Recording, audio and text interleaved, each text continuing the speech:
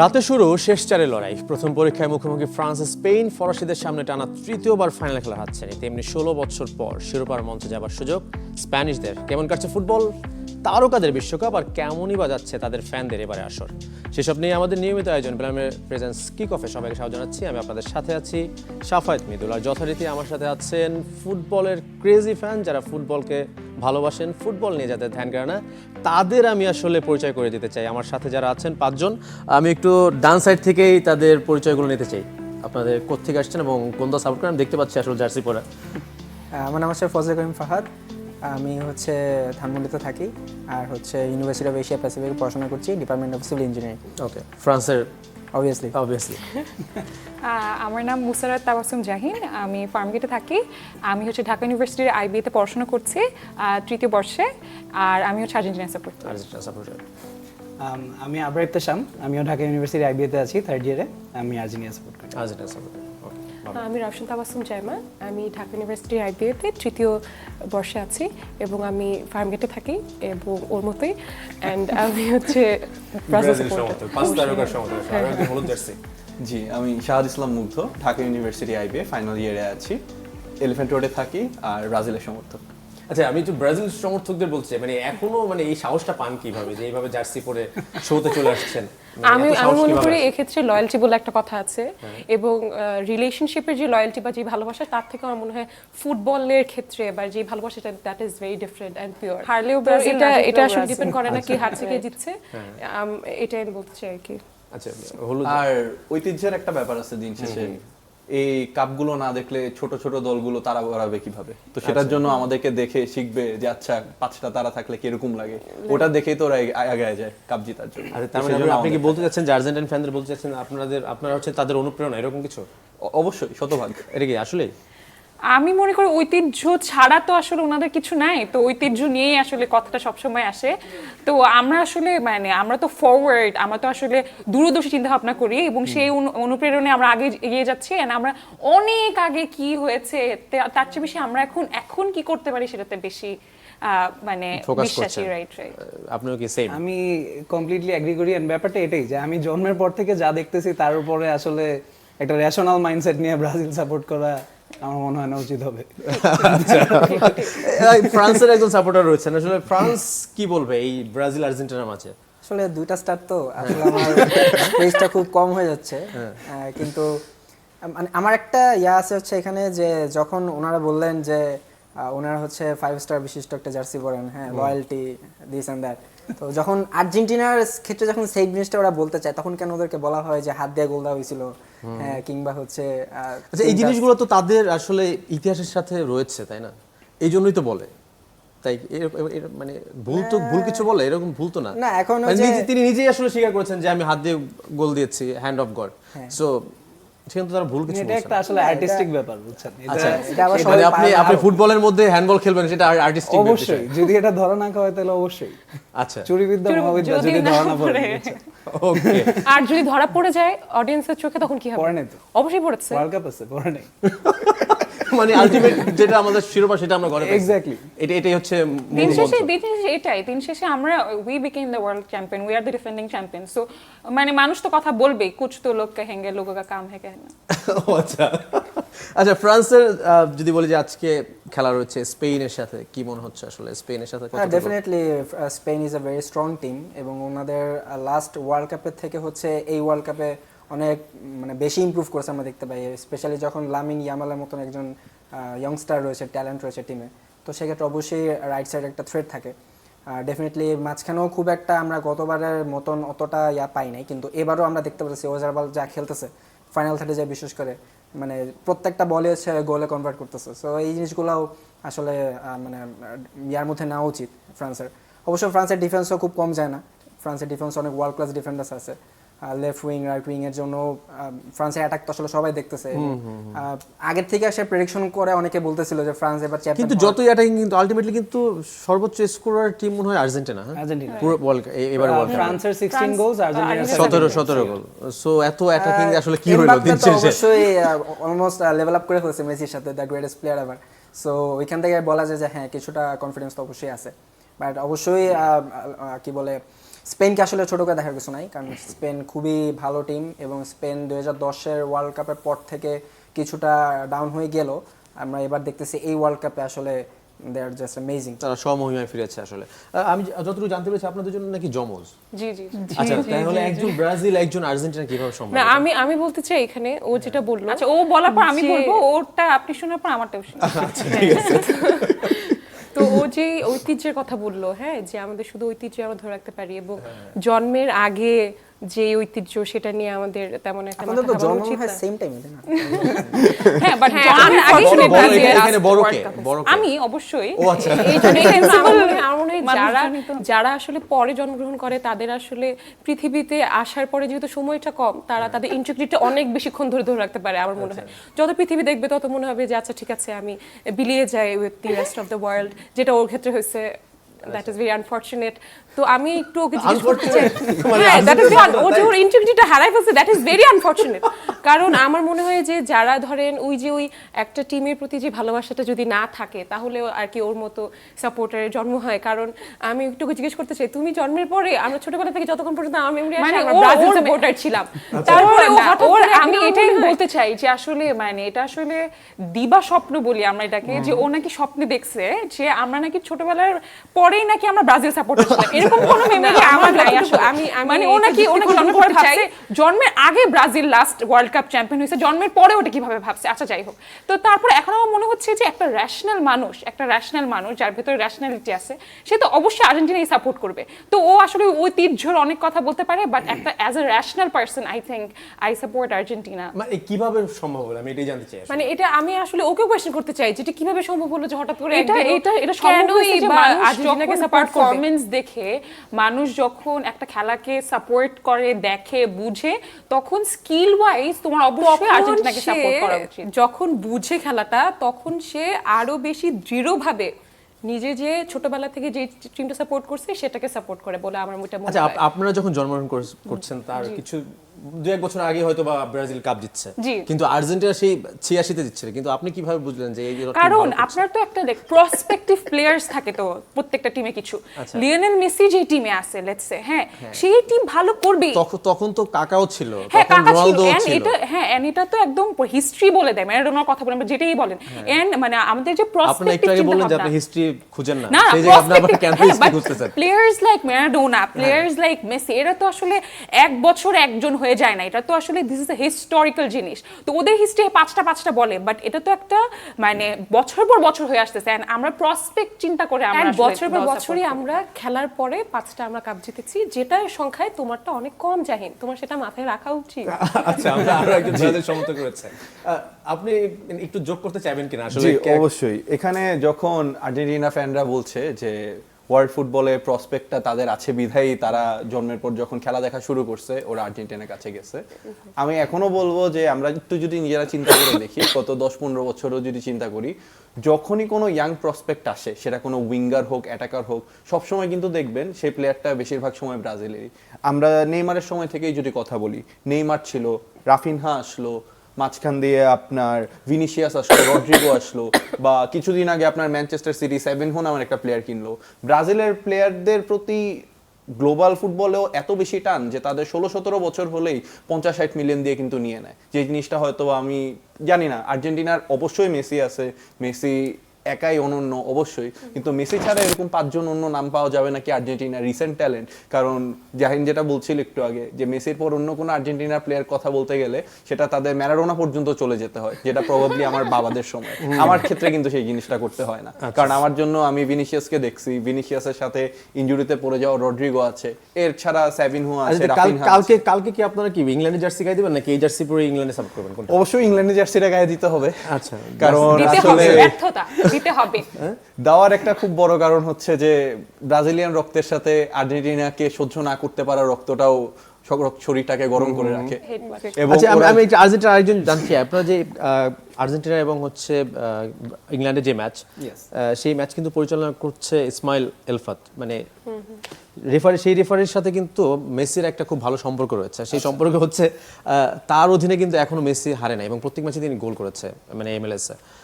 কি মনে হয় যে এই ম্যাচে একটু সুবিধা পাবেন কিনা এখন আপনারা? একটা জিনিস চিন্তা করে দেখেন, সেই দিন আমি একটা স্ট্যাট দেখতেছিলাম যে হচ্ছে কোন কোন ক্লাব থেকে হাইয়েস্ট প্লেয়ার্স গোল দিছে বা হাইয়েস্ট গোলস হয়েছে ওয়ার্ল্ড কাপে, অ্যান্ড ওই লিস্টেও ইন্টার মায়ামি 5-এ উইথ 8 গোলস, সবগুলা মেসি দিছে, রাইট?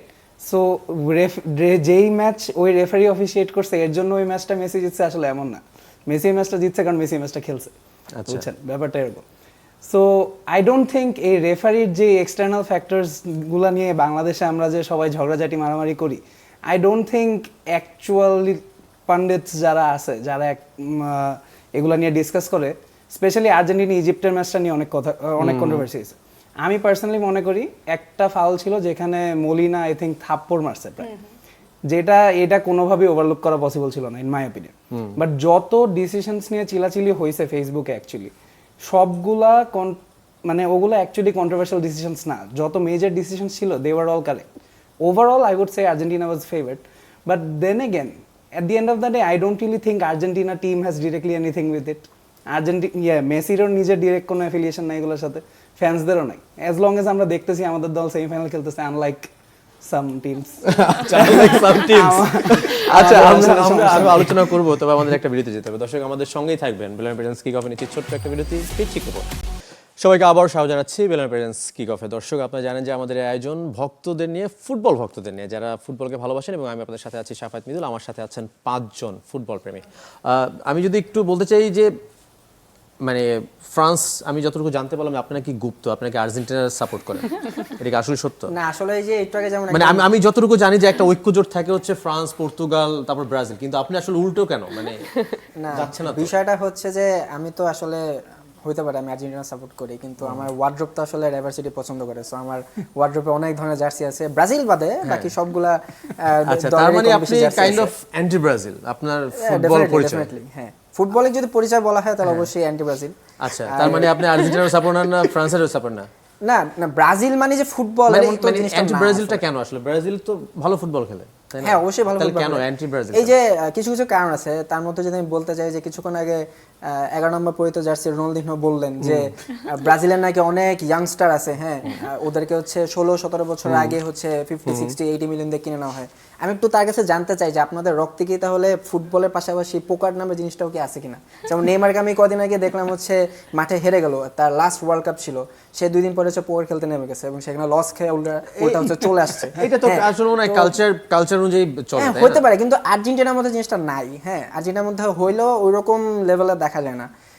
যেমন মেসির নামে এখন পর্যন্ত কোনো রকমের এরকম স্ক্যান্ডাল অথবা হচ্ছে কোনো মানে ব্যাড নিউজ আমরা ওইরকম লেভেলে পাই না, যদি পাইয়ে থাকে সেগুলো হচ্ছে আপনি ফুটবলের চেয়ে মাঠের বাইরের জিনিসটাকে বেশি প্রাধান্য দেন, এরকম না। কিছু? অবভিয়াসলি না, এখন অন দ্য ফিল্ড যেমন আমাদের খোঁজ রাখতে হয় বা আমরা ফুটবল প্রেমী হিসেবে যেরকম খোঁজ রাখি, অন দ্য ফিল্ড অবশ্যই রাখি। সেদিক থেকে দেখতে গেলে হ্যাঁ ব্রাজিলের দিকটাও রাখা হয়, যেহেতু আমাদের মানে অ্যান্টি ব্রাজিল আমি বলা যায়। সো হ্যাঁ আমার মানে শত্রুপক্ষে অবশ্যই খবর রাখতে হবে। তার মানে আলটিমেটলি ফ্রান্স না, আপনি আর্জেন্টিনার সাপোর্টার? হ্যাঁ ডেফিনেটলি বলা যায়। আচ্ছা, তার মানে কি জার্সি কি মানে দুইটা পরবেন না একটা পরবেন? না না না, আমার তো অলরেডি 3টা স্টার্ট তো আছে আপাতত এখানে। আচ্ছা, এই পাশ থেকে তো আমার মনে হয় যে সংসদ ভবনে বলে না হোয়াট ইজ শেম এবার একটা আমি তালি দেওয়া আমি উচিত ছিল। আসলে বলতে চাই যাদের আসলে আইডেন্টিটি ক্রাইসিস, কোন টিম সাপোর্ট করবো সেটা আসলে ওয়ার্ড্রবের আপনার কোন জার্সি আছে সেটা উপর ডিপেন্ড করে, তাদের সাথে আমি আসলে যুক্তিখণ্ডনে যেতেই চাই না আসলে। That would be a waste of my time, আমি তো চাইই না। আচ্ছা সেই ক্ষেত্রে আসলে ব্রাজিল ফ্যানদের সাথে এরকম মানে যুক্তিখণ্ডে আমিও ইউজুয়ালি যাই না। হ্যাঁ ব্রাজিলদের তো যে একটাই যুক্তি না যে জুলেরমের সময় 5টা ওয়ার্ল্ড কাপ নিয়ে আসছে, যে সময় হচ্ছে তাদের মানে আমাদের সময় 3টা পরে 2টা। ভাই ব্রাজিল আর পর্তুগালের সেমিফাইনালটা জানি কবে?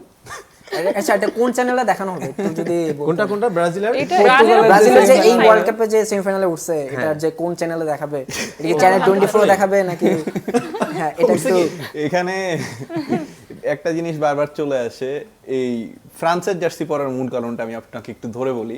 আর্জেন্টিনা ফ্যানদের কলিজার ভিতরটা কিন্তু চিন্তা করলে কেঁপে ওঠে যে আপনার ওলিসে আর এমবাপে দুইজন যদি দুই দিক দিয়ে দৌড়ায় আসে, তারা কোন দিকে পালাবে সেটা বুঝতে না পেরে তাদের মনে হয় সেই হিসেবে সবচেয়ে বেস্ট ডিসিশন হচ্ছে জার্সিটা খুলে ফ্রান্সেরটা পরে ফেলা। ওটার একটা চমকপ্রদ দৃষ্টান্ত আমরা যেমন আপনারা হচ্ছে কালকে হচ্ছে ইংল্যান্ডেরটা পড়বেন। হ্যাঁ জানা না, যাচ্ছে তারা বলছে পড়বে একজন পড়বে আর একজন পড়বে না, ব্রাজিলের জার্সি পরেই হচ্ছে সাপোর্ট করবে। জি আচ্ছা সো মানে এইরকম কোনো নাই, অভিজ্ঞতা নাই। এখানে আসলে হচ্ছে 3:2 হয়ে যেত, তো আমি এইজন্য আর্জেন্টিনাটা পড়ি না, কারণ তিনজনের সাথে দুজন তো আসলে কোনো মানে ইয়া না। আর 3+2 তো 5 হয়, ওনারা তো আগে থেকে জানেন। 5 এক্স্যাক্টলি 3 আর 2 মিলে 5 হয়। হ্যাঁ, এটার জন্য আমি আসলে পড়ি না। এখানে 3 জনের 3টা যোগ করলেও তো 9টা হয়, এখানে তো আমাদের 10 5 দুইজনে হয়ে যাচ্ছে। এটাই তো আসলে সেই দিক দিয়ে আমাদের মনে হয় আমরা না স্যার এটা 10 এর কিন্তু অঙ্কই করুক, অঙ্কতেই আচ্ছা, আমরা যেসব দল আছে সেই সব দল নিয়ে কথা বলি। আমরা off topic চলে আমরা আসলে সামনের দিকে তাকাই, আচ্ছা, এই সামনে একটা জায়গায় মনে হয় আপনাদের আসলে হারাই দিচ্ছে এবারে আসলে, হ্যাঁ? যে আপনারা আসলে এখনো টিকে নাই, মানে শেষ 16তে এটা যায় না আসলে ব্রাজিলের সাথে। ব্রাজিলের থেকে প্রতিবারের মতো এক্সপেকটেশনটাও বেশি থাকে, কিন্তু আমাদের সাইড থেকে সবচেয়ে বড় ভুল যেটা ছিল, স্কোয়াড ডেপথ যেরকম আমাদের অ্যাভেলেবিলিটি ছিল সেই অনুযায়ী করা হয়নি। যেমন আমাদের কোচ আনচেলত্তি যখন ওনার ফাইনাল স্কোয়াডটি সিলেক্ট করেন, উনি ভেবেছিলেন গত মৌসুমের পারফরমেন্স দেখে ইগোর থিয়াগোকে নিয়ে যদি এগিয়ে যাওয়া যায় উনি আমাদের মেইন স্ট্রাইকার হতে পারবে, যেটা পরবর্তীতে প্রথম ম্যাচেই যখন আমরা দেখলাম ইগোর থিয়াগোর মিসগুলা, ওনার পারফেক্ট ব্যাকআপটা কিন্তু হতে পারতো চেলসির হয়ে খেলা জোয়াও পেড্রো, কিন্তু ওনাকে কিন্তু ওয়ার্ল্ড কাপ স্কোয়াডে রাখা হয়নি নেইমারকে জায়গা দেওয়ার জন্য। সেই জায়গাটাই আমার কাছে লাগে যে ব্রাজিলের জন্য সবচেয়ে ক্রুশাল ফ্যাক্টর হয়ে গিয়েছে। যেমন লাস্ট ম্যাচটাতে আমরা দেখলাম যে আমাদের একটা ক্লিয়ার ফিনিশার থাকলে যেটা আমরা ম্যাচটা খুব সহজে পার করি, সেটা কিন্তু আমরা করতে পারিনি।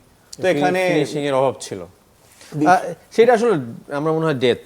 আমরা আসলে যেটা বললো যে যারা টিকে আছে তাদের কথা বলি। আমি যদি বলি, মানে ইংলিশ গণমাধ্যমে কিন্তু প্রচুর লেখালেখি হচ্ছে যে মেসিকে নাকি ঘুম পাড়িয়ে রাখা হবে।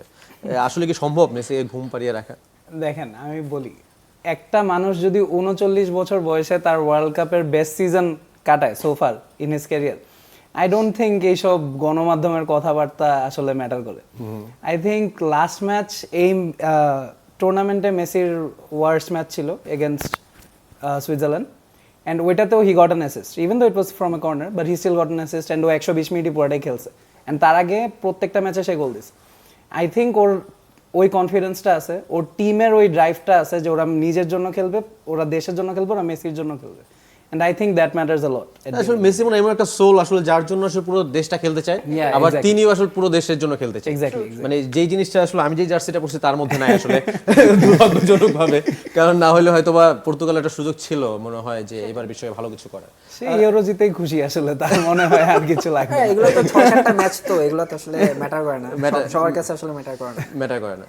আচ্ছা, আর্জেন্টিনার সাপোর্টার কি কালকে যে ম্যাচ সেটার জন্য কোনো পরিকল্পনা আছে কিনা, যে কোথায় দেখা হবে? বা আর্জেন্টিনার ম্যাচের আগে আমি আসলে ফ্রান্স আর লাইক স্পেনেরটা নিয়ে বেশি আমি চাই, মানে আপনারা আগে প্রতিপক্ষ খুঁজতেছেন না যে আসলে আমি আগে প্রতিপক্ষ কে হবে? চাচ্ছি যে আসলে মানে বিপক্ষ দলে কি হতে পারে সেটা নিয়ে। আমি মনে করি ফ্রান্স আর স্পেনে এটা অনেক ভালো একটা খেলা হবে, বাট আই স্টিল থিঙ্ক যে মানে আমরা যদি আসলে হিস্টোরিক্যাল স্ট্যাটিস্টিক্স দেখি দেন স্পেন অবশ্যই ভালো করছে, বাট আমার মনে হয় যে এখন ফ্রান্স একটু বেশি ফর্মে আছে, অ্যান্ড আমার মনে হয় যে মানে বেস্ট ডিফেন্ডার বেস্ট অ্যাটাক সবাই বলতেছে, বাট আই স্টিল থিঙ্ক যে France will like definitely like মানে এমবাপ্পে কোনো না কোনো ভাবে আমার মনে হচ্ছে যে না সে আসলে জায়গাটা করে নিবে নিজের, and like France will win. So আমি ওটা ভাবতেছি যে আমি এটাই ভাবতেছি না যে ইংল্যান্ডের সাথে, আমি ভাবতেছি যে ফ্রান্সের সাথে আর্জেন্টিনার খেলাটা কিরকম হতে পারে এটা ভাবতেছি। আচ্ছা আচ্ছা, কিরকম হতে পারে সেটা গেলবার তো দেখছেন একবার, মানে গেল ভালো ওয়ার্ল্ড হবে, কাপে ভালো হবে। ভালো হবে, একটু ভয় পাচ্ছেন কিনা? হার্টের রোগীদের জন্য হয়তো অত ভালো হবে না, কিন্তু এছাড়া ভালো হবে। আচ্ছা। কিন্তু adding on to what she said, এমবাপেকে নিয়ে স্পেশালি যেটা বললো, লামিন ইয়ামাল আর এমবাপে সোফার 5টা নকআউট ম্যাচেস খেলছে। Guess how many Mbappe won? 0। Lamine Yamal 5টাই জিতছে। আচ্ছা, Yeah. সো ওর ভিতরে ওই অ্যারোগেন্সটা আছে, and I think that is a good thing.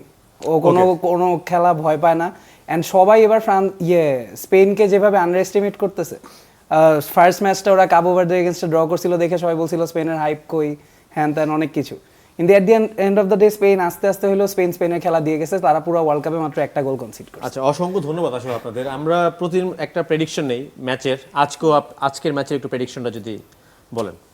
আমার প্রেডিকশন থাকবে হচ্ছে 3-2 3-2 3-2 France. Yeah, okay. France 2 Spain 1। 1 Spain 3 France 2। France 2। আচ্ছা, রিভার্স। হ্যাঁ, ফ্রান্স 2 স্পেন 1। স্পেন 1। জি। আমার মনে হয় ফ্রান্স 2টা দিবে, স্পেন দিতে পারবে না, কারণ স্পেনের খেলা অনেক ফ্লুইড ঠিক আছে, কিন্তু গত 2 নকআউট ম্যাচে আমরা যেটা দেখেছি ওদের কনভার্সনে ওরা বেশ স্লো, এবং ওখানে right. ওই জায়গাটা আটকে যায়। খেলা অবশ্যই নান্দনিক, কিন্তু দিন শেষে গোল দেওয়ার ব্যাপারে ফ্রান্স কিন্তু মিস যায় না। ওকে, অসংখ্য ধন্যবাদ আসলে আপনাদের আমাদের এই শোতে যোগ দেওয়ার জন্য। দর্শক, আমরাও কিন্তু চাই যে এই উন্মাদনা টিকে থাকে। আমরা কিন্তু দেখতে দেখতে একবারে শেষের পর্যায়ে আর কয়েকটা দিন মাত্র বিশ্বকাপের এই উন্মাদনা টিকে থাকবে। এরপরে কার হাতে কাপ উঠবে হয়তো আমরা 19 তারিখেই জানতে পারবো। দর্শক, শেষ করছি আজকে বেলমের প্রেজেন্স কিক অফ।